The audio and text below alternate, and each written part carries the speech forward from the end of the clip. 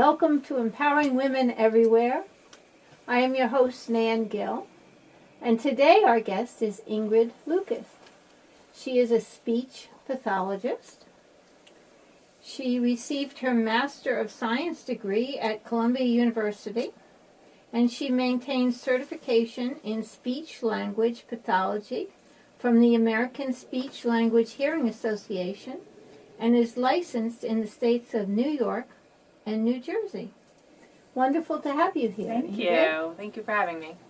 So, tell us a little bit about what a speech pathologist does and what your passion is in the field. That's a great question because I think a lot of people don't realize the scope of practice that a speech therapist or pathologist could do. A lot of people have a little bit of a tunnel vision thinking speech therapist, speech teacher just works in schools, which we do.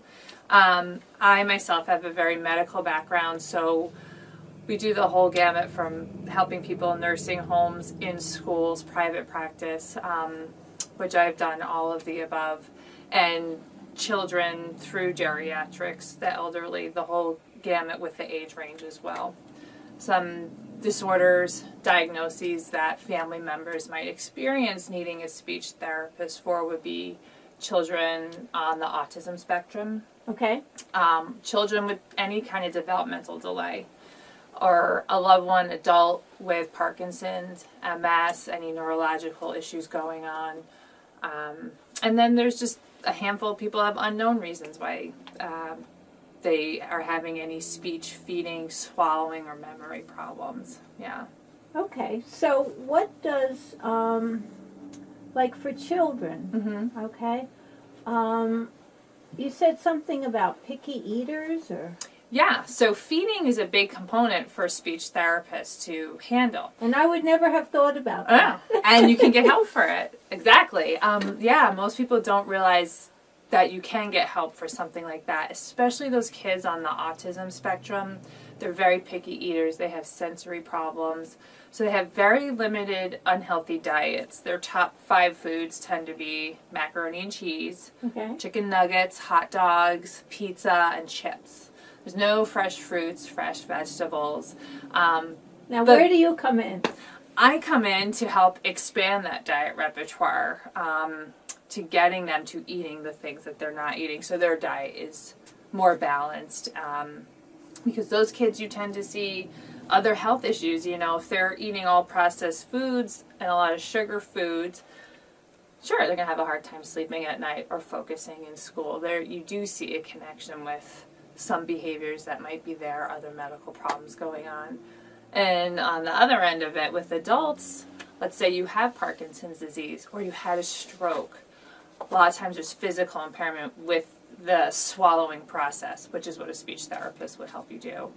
Now, how would a speech therapist help you with swallowing? Good question again. We do a lot of exercises. Oftentimes it's a muscle impairment issue that causes the swallowing. Food gets stuck in the throat or it's hard to initiate the swallow. And that's where I would come in, or a speech therapist would come in to help rehabilitate what you had lost. Right. Yeah. Okay. What does the term apraxia of speech mean? Apraxia of speech is a coordination problem which results in a lot of articulation issues and overall then reduces speech intelligibility for children or adults. Could be childhood onset where you're born with it, or adult onset where you get it because of a neurological insult, injury to the brain and the motor areas affected. So you work on a lot of motor planning therapies with those children or adults. Okay. Yeah. And what kind of work do you do with autistic people? We see lots of children with autism, whether on the spectrum they're mild in their diagnosis to severe. Sometimes it's as simple as working on attention span. Some of these kids have very fleeting attention span, eye contact, some of those social skills. Other times it has to do with communication, imitation, getting them to say more words, communicating their basic needs, their thoughts, their feelings. you tend to rework those goals a lot with kids on the autism spectrum, because as they change, they're still needing goals to be addressed, but they change as well. A lot of social skills for sure. Okay. Yeah. And I understand that you also are doing work with patients that have multiple sclerosis. We try. We're trying to do more help with adults. Individuals with multiple sclerosis tend to see changes with their voice and or swallowing. Right. And same with Parkinson's and neurological issues. You'll have voice issues, so it's hard for them to speak at times or generate their voice. Sometimes they do have dry mouth, difficulty swallowing, and you will also see sometimes a combination of a mild form of dementia with some of these motor illnesses like Parkinson's or MS that we would require speech for as well, with memory. Okay, so when you work with them with speech, you do certain exercises? Correct. So there's a specific voice protocol called LSVT, Lee Silverman Voice Training, and that's specifically designed for patients with Parkinson's disease to help rehabilitate their voice. A lot of that principle you can carry over and use or utilize with other impairments with someone like MS that might have similar voice changes. I always say to clients, and that's why I try to go out and educate them, if you get this type of diagnosis, it's great to start with a speech therapist before you start seeing changes, because it's easier to maintain skill level than to try to recoup a skill level. Oh, okay. That makes sense.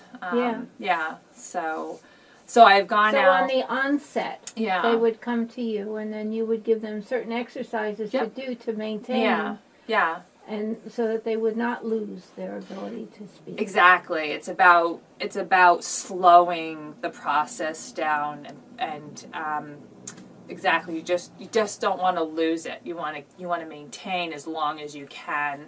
And speech therapy doesn't necessarily eliminate a lot of those changes, but it definitely can ward off that for a period of time.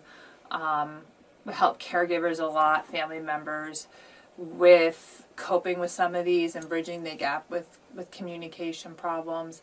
And realizing that too, especially with adult speech therapy, doesn't necessarily mean it's this long-term rind and grind of going to see a therapist for a year. It could be 6 weeks. We get you on a plan of care. As long as you're independent, doing these things at home, that's all you need. So it's more education for adults. Right. Yeah. Whereas the children it's more are longer education. term. Yeah. So this is Empowering Women Everywhere. I'm your host, Nan Gill, and we're sitting here chatting with Ingrid Lucas today about her speech. Here I go. There you go. About her speech pathology practice and how she actually helps people maintain their speech if they're suffering from anything like dementia or Parkinson's or multiple sclerosis by doing the certain exercises. Sure. And it's not something that you have to consider for a long time, but if you, as an adult, come in, she can give you different exercises to do and you can maintain yourself.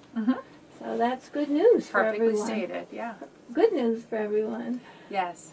So. Yes. And then you're also doing some work in the community as far as education-wise to bring the community up to, the knowledge of what you have to offer. Yes, definitely. Being aware that there are resources in the community is important.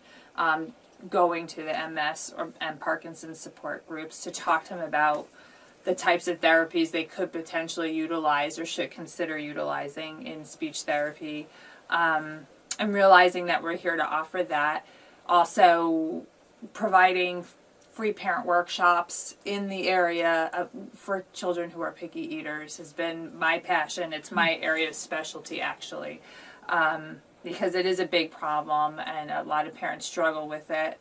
And just even as a mom myself, I see how frustrating it can be when you have kids that are picky eaters. So I'm sort of living it and I'm practicing what I preach with that a bit, because it is hard to work on that and a lot of people truly do want their children to eat healthy, and they understand that they should be doing that. Correct. So I've done a bunch of those workshops as well. Okay, so if somebody wants to have a workshop for one of their parent-child groups or one of the school groups, they can just get a hold of you? Absolutely, yeah. What number would they call? Just the business line is 845-243-3133. Okay. And they would just let us know where they'd like us to speak, and I've tailored it anywhere from 1 hour to 2 hour. And it's really great. It's really well received. We've had some of our venues were at the Warwick Library, the Albert Wisner Library. Okay. Did it for the PTA at Park Avenue School. Those were the two recent local venues. Two recent yeah. I've done other school venues, one down in Rockland County. Just really all over the place, quite honestly. So give Ingrid a call if you want to set something up. It's Definitely. her passion. Yeah. She wants to get the word out and it is. educate the community on what's available and what can be done. Yes. And that there are tools out there that can help you. Absolutely. And what is your website? It's www.lucasspeechpathology.com. Okay. So for a all little of wordy. you that aren't too sure about how to spell pathology, we'll put it up on the screen Sure. for you. Sorry about that. No problem. We tried other domain names. It just, one of those things. It didn't work with getting the LLC and the domain name all synced to be up. the same. Yeah, it's not always easy with what's registered and available. Correct. So, yeah. Definitely. So I understand that you're doing some work with TRICARE. Yes, we are a network with Lucas Speech. We are a network with a number of insurance companies. TRICARE is our latest and greatest, and I say that because they service our military members, and we have Stewart Air Force Base right in our backyard, and a fair amount of military families in the valley, and so we became a network with them and trying to spread the word to them that we're a resource for them to use. Blue Cross Blue Shield's another insurance company we accept, and Aetna, funny enough, we're not in network with, but they do reimburse, so they have out-of-network benefits. So I always tell clients or new clients, don't worry if you necessarily see if you're in or out of network, because sometimes there are ways around that. So basically, your services are covered for the most part. Yeah, there's a fair amount of coverage that we can get through insurance companies, and I also have a contract. The business has a contract with the state to service preschoolers. So if you have a kid that's 3 to 5 in preschool, we can do it through the school system as well. So. Oh, cool. Yeah, we have a very small amount of clients are actually cash paying, where it's really directly coming out of their pocket. We can find ways. So you could basically give you a call to talk about coverage and see whether or not your coverage would handle what you need at the time. And you're very happy to speak with people on the phone and educate them about what's going on. Yeah. And your number again is? 845-243-3133. Other thing I think is important to note, the adult care services, they don't advertise a lot for that, and I have really seen in the Warwick Valley area and the lower Hudson Valley, a lot of the elderly or people who are homebound in their adult age population don't really feel like they have a lot of resources locally. I am contracted out through Evercare, Full Care, and Will Care, who are adult home care agencies. Okay. So I'm not in network with Medicare, which a lot of those customers would have. But they can, through those 3 agencies, get services and get home care speech therapy down here. It's just something that those companies don't advertise much of. Feel like they advertise Middletown and North, or Rockland County South, and there's this little bubble here where they don't realize that we can service those areas. Well, basically, if they have any question about the service or whatever, they could just call your office. Absolutely. And check out your website. And we explain exactly to them who they should contact, so that the whole thing's set up. Yeah, make it as easy as possible. So. Perfect. Yeah. Perfect. So this is Empowering Women Everywhere. I'm your host, Nan Gill, and we're sitting here chatting with Ingrid Lucas, who's a speech pathologist, and she's located in the Hudson Valley. But if you're in a different area and you need information, she's available to share with you.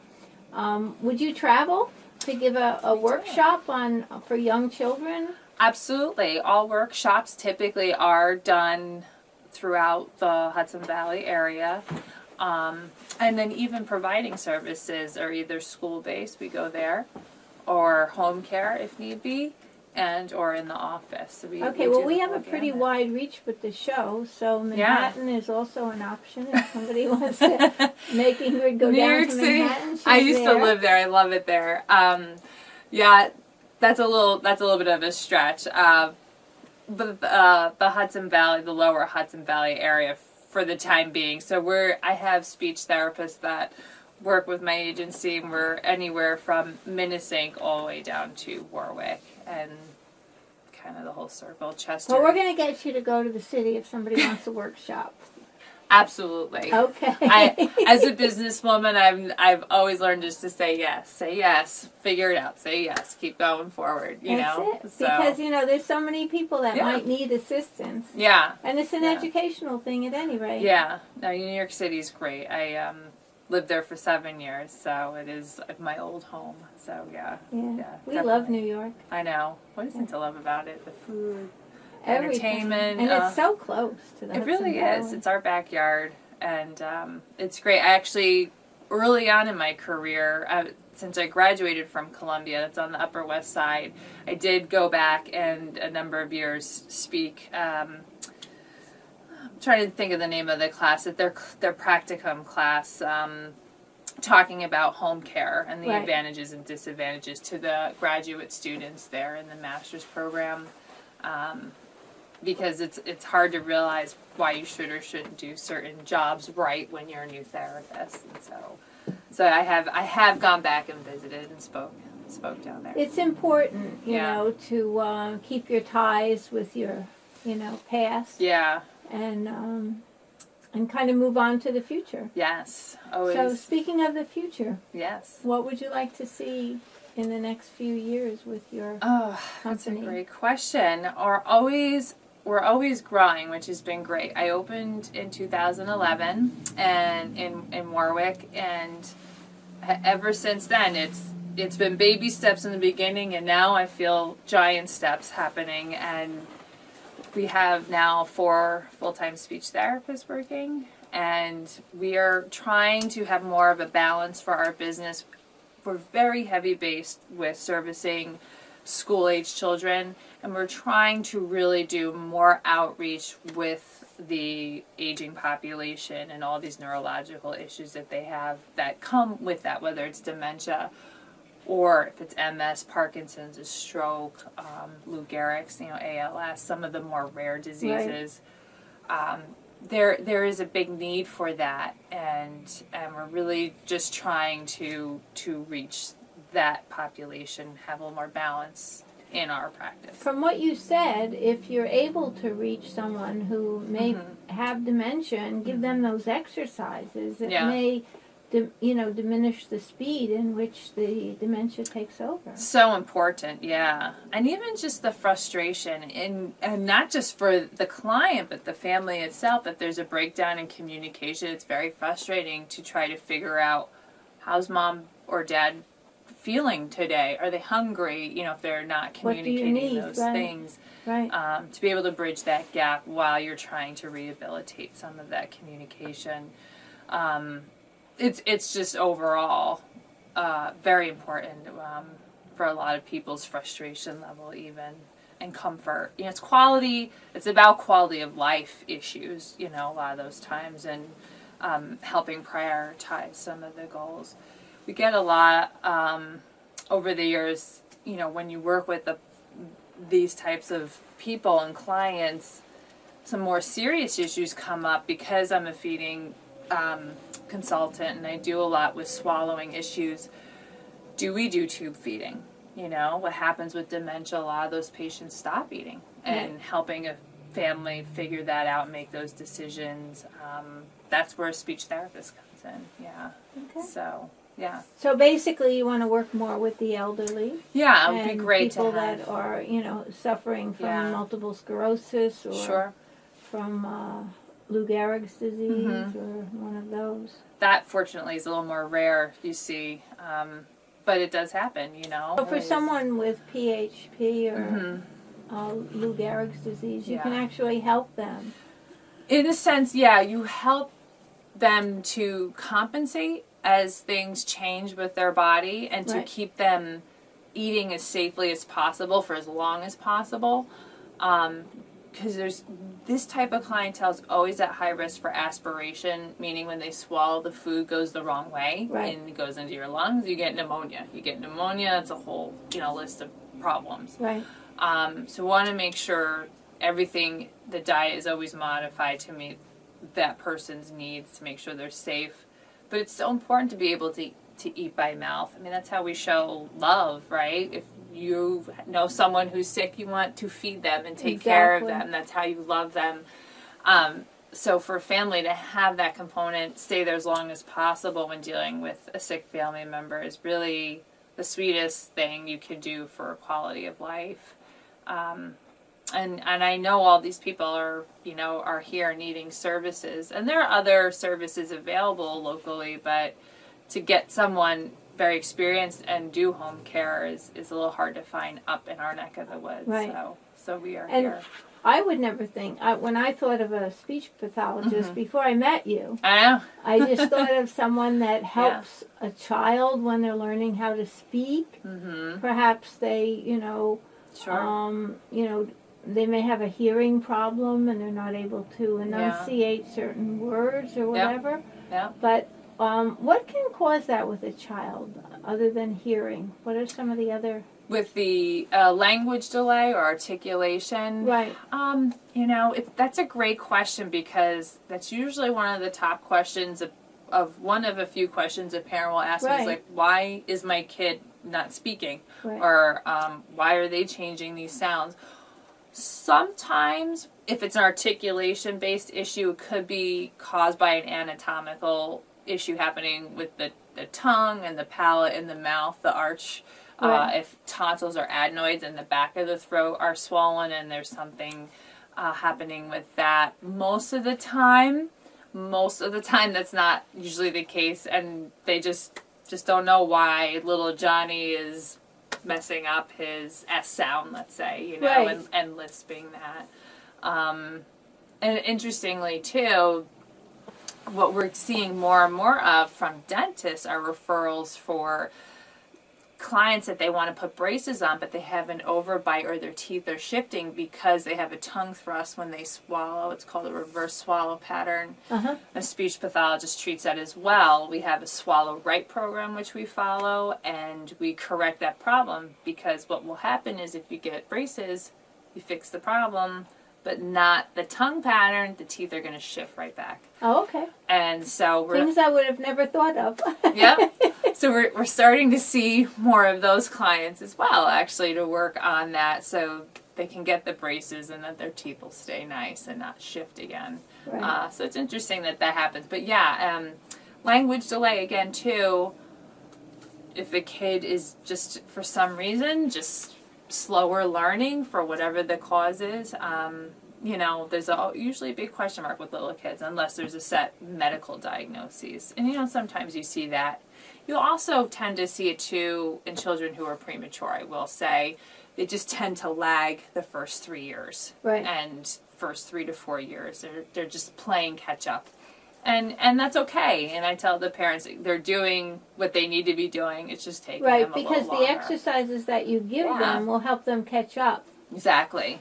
And really the goal for school districts, I find, is getting them to where they need to be by the time they start kindergarten, as best as we can, for their articulation, their language, memory, attention span, all of that. They just want all these skills as close to where they need to be so they could thrive in kindergarten, and that's always the big push with little ones. It's amazing, because you always think of kindergarten as just a place where you go to play. Oh, but it's very not that anymore. No, it's become so academic, and yeah. Kindergarten. I know. Sometimes. Are you ready for kindergarten? I know. It's true, though. It's true. You have to think about those things, and parents really do. And the standards have changed so much over the years. Right.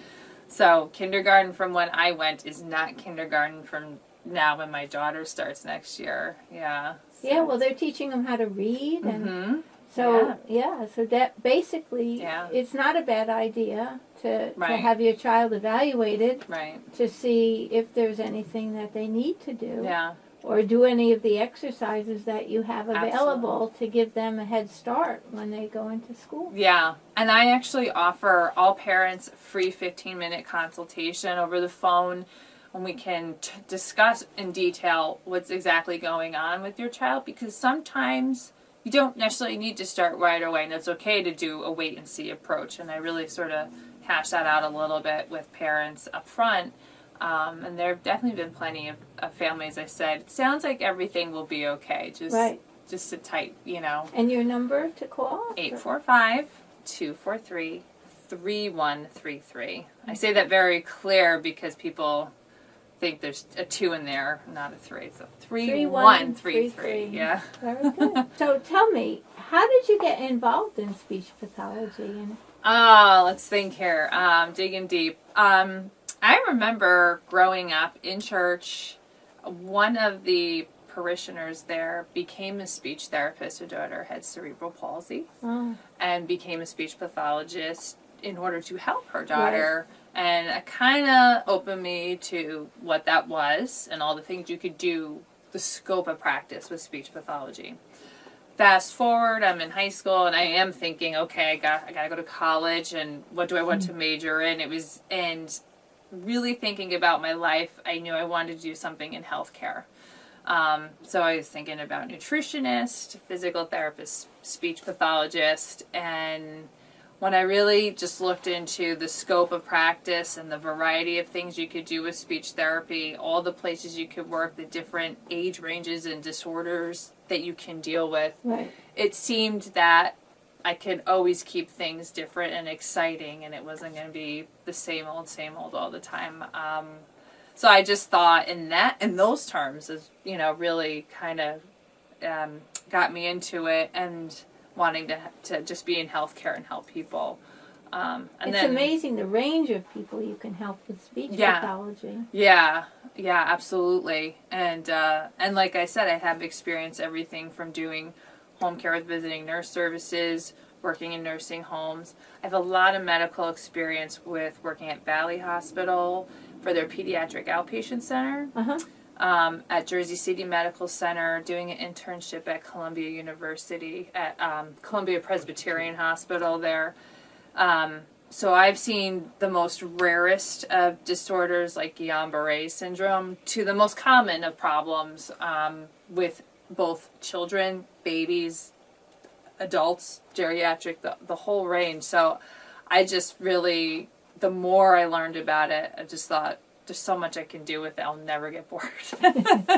Well, it's really been a pleasure having you on the show. Thank you. And we've learned so much about speech pathology. Yes. I'm going to have to take one of your classes. I'll let you know when the next workshop is. No problem. Okay, definitely. Absolutely. And thank you so much for coming. Thank you. This is great. Thank you.